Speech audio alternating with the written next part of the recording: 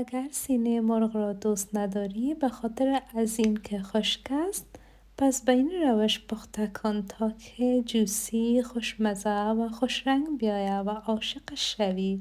سلام دوستان عزیزم، خوش آمدین به این ویدیوی امروز. من امروز خواستم طرز تهیه سینه مرغ بسیار زیاد خوشمزه و خوش رنگ و جوسی را امروز شما دوستان عزیزم شریک بسازم. خواهش میکنم ویدیو را تا آخر بیننده باشه. جناب سپاس. سینه مرغ را شسته قسمی که در تصویر میبینین به این شکل توتیش میکنیم، میگذاریم خوب آبش برود. بعدا امرا با مسالجاتی که در تصویر میبینین عبارت از نمک، سیر، مرچ سیاه، مرچ سرخ، پاپریکا، چیلی پودر و مساله مخصوص ما، کم سس نندوز و روغن زیتون اختش میکنیم. به مدت 4 الی 5 ساعت میگذاریمش در یخچال تا که خوب مواد را به خود جذب کنه. اگر شما زیاد وقت نداشتین 1 ساعت الی 2 ساعت همچنان کافی است. بعدا به ایر فرایر به مدت 20 دقیقه به درجه 200 میگذاریمش که نرم شود. بعد از نرم شدنش به مدت 5 الی 10 دقیقه دیگه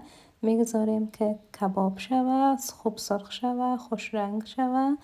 به همین طریقه میتوانید دوستان عزیزم اگر ایر فرایر نداشتین در داش همچنان پخته کنین. آل دور از دلتان قسمی که در تصویر میبینین آماده شد. بخیر جهان. سپاس از این که ویدیو را تا آخر بیننده بودید.